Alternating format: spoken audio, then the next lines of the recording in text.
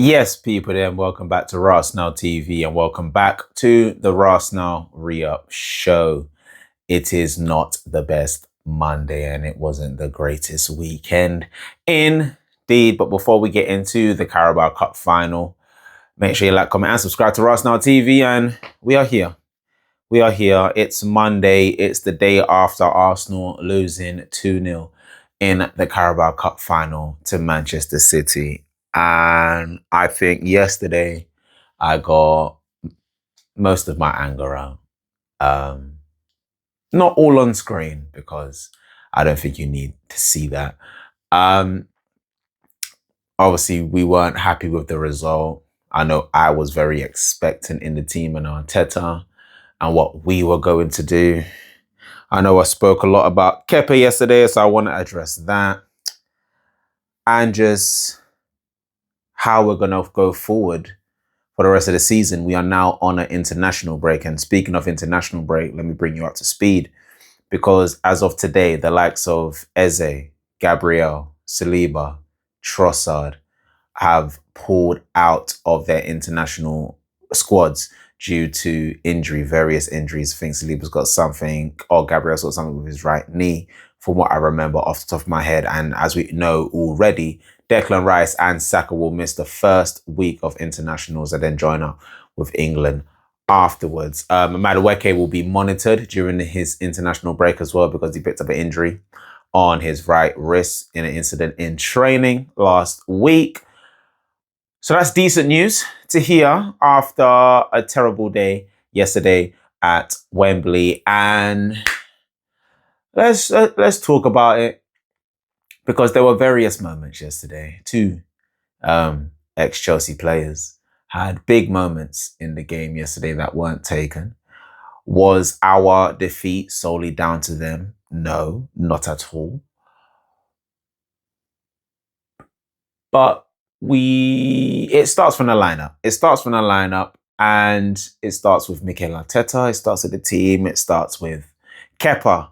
And one of the things that was spoken about during the week in the lead up to this game was, do you start your strongest keeper or do you keep in the keeper that has got us to this position? And first and foremost, the first thing I said was that Kepa should start indeed. Because he got us there, and a lot of people were saying, finish the job that the man started, allow him to finish the job. I had forgotten that Kepa had lost in 5 of the Carabao Cup finals he's played in. I don't know if yesterday made it 6. And Arteta also said after the game, he was asked, would he start Kepa in goal again? And he said he would. From a fan's perspective, I'm fuming at that. On one perspective, I'm fuming. On the other hand, of a young coach in the game, I understand what Mikel Arteta is saying. I can understand both things. And I'm annoyed that I can understand both things because I don't want to understand both things. I don't want to understand both of them, but I do.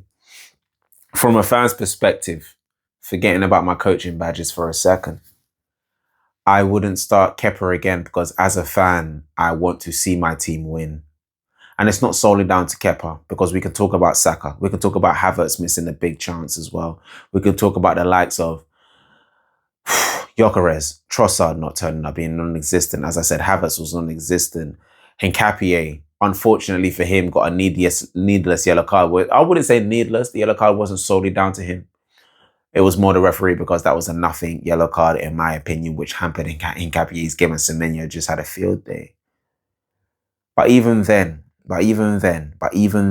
right, to give the team the most confidence possible, you start your strongest team. And I get that you want to repay your faith or the sentiment to a keeper that's got you to this position. I don't know if Arsenal can afford that right now. Because one of the quotes I saw was, I think it might have been from Jamie Carragher saying, you don't owe Kepa nothing. And as a fan, I understand that you don't owe him nothing. He's 5 million. He's the backup goalkeeper for a reason. He's the backup keeper for a reason. He's there if needed. So I get that. So from a fan's perspective, I am annoyed. And I wouldn't have started Kepa if I was Arteta. But I'm not Arteta. Well, if I was Arteta, I probably would have started Kepa because this is the coach's perspective now. When you have a group of players in your team, whether or not someone you can't promise, promising starts to people is not good. It's not good because things can change. But when you want to keep your squad intact and the morale of the squad intact, and if Kepa was the starting goalkeeper, yes, he deserves to start because it's the Carabao Cup. And would I start Kepa again if I was the coach? I can't believe I'm going to say this. Grassroots football is different to Premier League football. It's so different. It's so different. But at the end of the day, happiness is happiness. Happiness is happiness. Being fair is fair. And I don't think Kepa is as bad as the mistake he made yesterday. Or would I start Kepa again? I can't believe I'm going to say this. From a coach's perspective, I would. I need to know, and I need my players to know that I trust them even in their worst moments, because footballers have bad moments. And when it's terrible, it's terrible. When you're a goalkeeper as well, it's worse because you are the last line of defense. And this feels like I'm berating Kepa. I'm not. I'm just trying to understand what happened yesterday because I'm still in disbelief. But again, Kai Havertz had a big say in the game. He could have taken a shot sooner, rifle it, Trafford. Test Trafford in goal and take your shot earlier. You could have even laid it off to Trossard as well. And you didn't.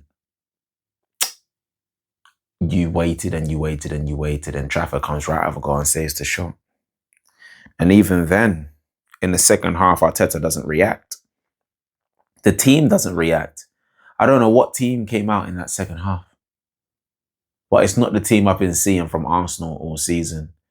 And I think I'm going to end on this because as much as we are sad that Arsenal lost the Carabao Cup yesterday, it can't be the end. It's not the end because we're still fighting for 3 trophies. The dream of the quadruple is done, fine. The dream of the quadruple is done. But the treble is on. A Premier League title is on.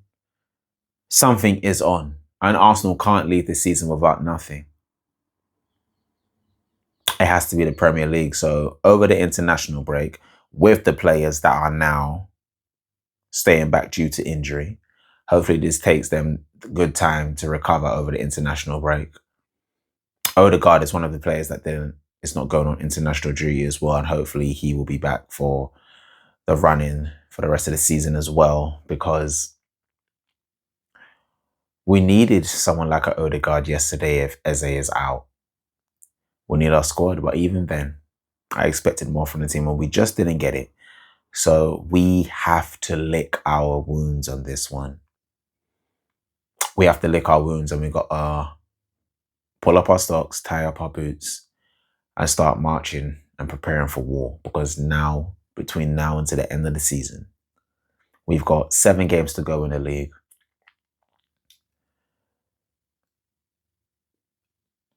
And potentially, no, we got a semi. No, yeah. We got a Premier League to fight for, and we've got quarterfinals in the FA Cup and the Champions League to fight for. And that needs to be Arsenal's premium focus right now. Premium focus. This needs to hurt. And I want this to sting up until we face Southampton and up until we face Man City at the end of the day. I want this to sting until the end of the season, until we've won what we need to win. And at the end of last season, when Tottenham won the Europa League, I said Arteta can't leave this season without a Premier League and or a Champions League, a double at least. I said that. So even the dream of the quadruple was on. The bare minimum. I said Arteta can leave with this season as a double, Premier League and a Champions League. That is still on. So we will see what happens, but we need to lick our wounds. We need to lick our wounds. And I wasn't even going to make any content. I wasn't going to make any content. But we don't hide.